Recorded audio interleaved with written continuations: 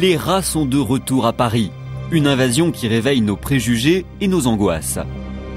Et oui, qu'on se le dise, les rats font peur. Et pourtant, rien à signaler, ni dans nos égouts, ni dans nos poubelles.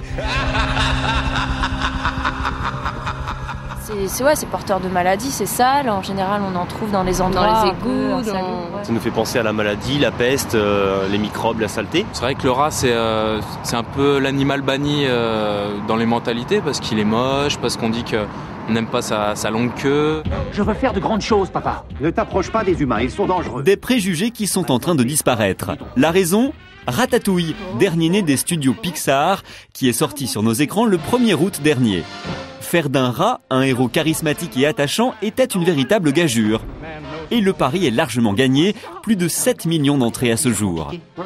Un succès qui dépasse largement le cadre du cinéma, Ratatouille est devenu un véritable phénomène de société. C'est donc Rémi lui-même, notre héros toqué, qui va nous accompagner dans la capitale afin d'en savoir un peu plus sur ce produit de consommation qu'est devenu le rat. De la fiction à la réalité, il n'y a qu'un pas que les enfants franchissent volontiers avec la complicité de leurs parents. Pour preuve, la très forte augmentation des ventes de rats en animalerie. Et comment on fait pour le sortir de la maison ? Effectivement, le film Ratatouille a amené une clientèle beaucoup plus jeune. Depuis le 1er août, il y a 30% de rats qui sont vendus en plus. Ça a créé un engouement aux clients, les gens s'intéressent, ils posent des questions, c'est un animal qui est intelligent. Et nous, derrière, on donne les conseils.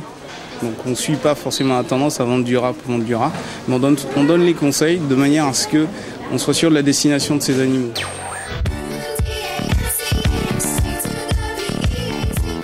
À quelques kilomètres de là, retrouvons une ratophile très expérimentée. Rémi a tenu à la rencontrer afin que les futurs maîtres de rats sachent au mieux s'occuper de leurs amis. Et tout d'abord, faisons la connaissance des 7 merveilles de Coralie. Alors, je vous présente Cheyenne, Amadeo et Logan. Lui, c'est Anakin et lui, c'est Murtag.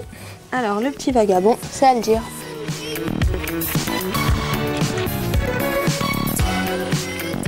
Une love story qui a débuté bien avant l'avènement de Ratatouille. Moi, j'ai commencé par en garder un de ma famille. Et puis, j'en suis tombée amoureuse. Donc après, j'ai commencé à avoir mes propres rats il y a 3 ans.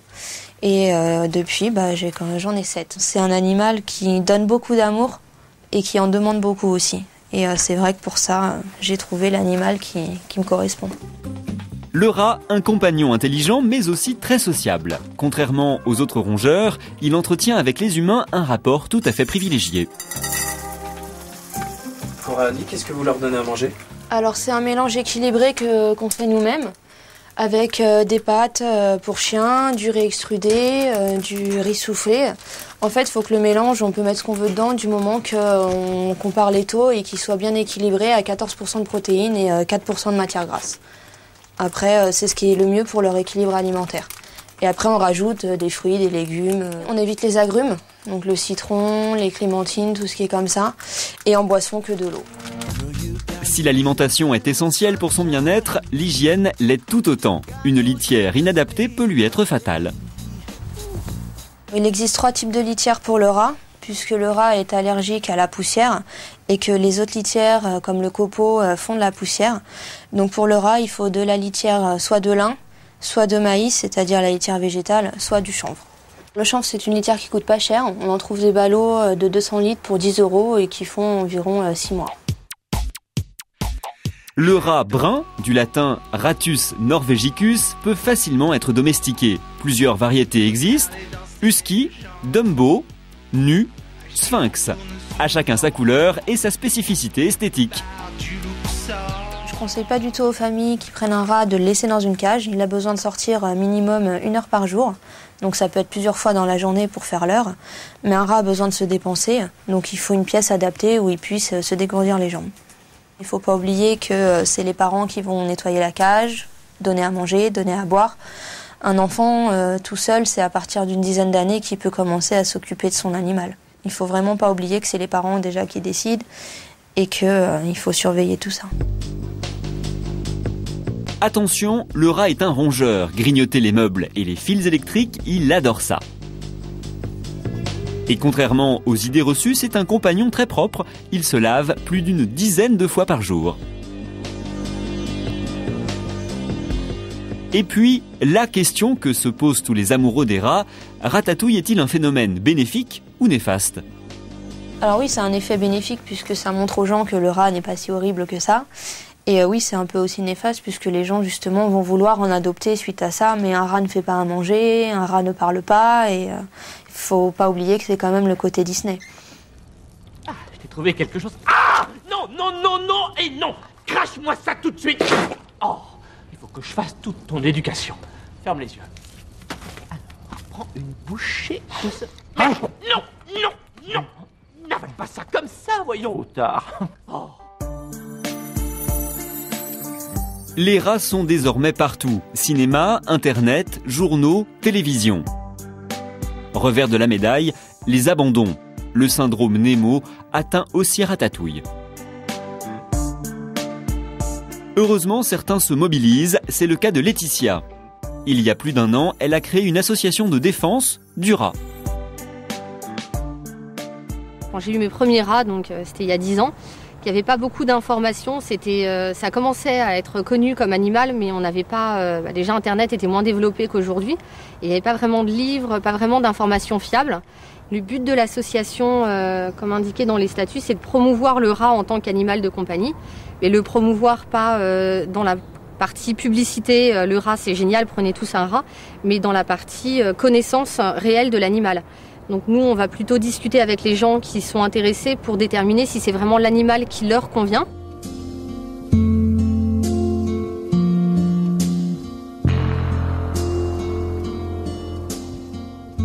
Les SPA vont pas forcément les recueillir et c'est des animaux qui se retrouvent malheureusement parfois euthanasiés par manque de structure d'accueil. Donc sans prétendre être un refuge, on a déjà réussi en un peu plus d'1 an à récupérer une centaine de rats et à les replacer. Donc c'est déjà un bon score, je pense. Et ça permet à des personnes d'avoir des animaux qui sont dans de bonnes conditions et surtout avec les informations nécessaires pour en prendre bien soin. Prendre soin de son Rémi, c'est également le faire suivre régulièrement par un vétérinaire. Les préjugés sont tenaces. Le rat, vecteur de maladies, hante encore les mentalités et les salles d'attente. Les appréhensions et les a priori de la part des gens qui connaissent mal l'espèce sont toujours très présents. En particulier, on peut constater en salle d'attente quand il y a un rat qui attend, les gens restent toujours un peu méfiants. S'il est bien surveillé, le rat n'est pas susceptible d'apporter plus de maladies dangereuses pour l'homme. En tout cas, sa possession pour un propriétaire est pas plus dangereuse que n'importe quel animal, à condition effectivement d'en prendre soin. S'il est important de se soucier de la santé de son ami, c'est que celui-ci ne vit pas très longtemps, de 2 à 3 ans seulement. Autre règle essentielle, séparer les mâles des femelles. La femelle arrive à maturité sexuelle au bout de 2 mois et elle peut donner naissance à des portées qui se chiffrent rapidement en dizaines de ratons. On a calculé qu'en 1 année, on peut donner naissance à 15 000 rats si on laisse faire les choses naturellement. C'est un animal de compagnie extrêmement intéressant parce que particulièrement intelligent, donc tout à fait dressable et très attachant par son caractère en général. Un caractère et une intelligence qui permettent également aux rats de nous venir en aide. En l'an 2000, nous vous faisions découvrir une association belge qui forme des rats démineurs. Ainsi luttent-ils à nos côtés contre les mines antipersonnelles.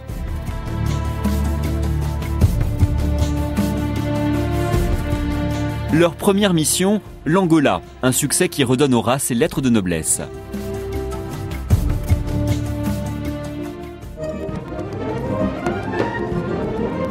Enfin, dans le dessin animé, Rémi est un rat cuisinier, un pied de nez au restaurateur pour qui les rats restent l'ennemi public numéro 1. Nous avons pu le constater à nos frais.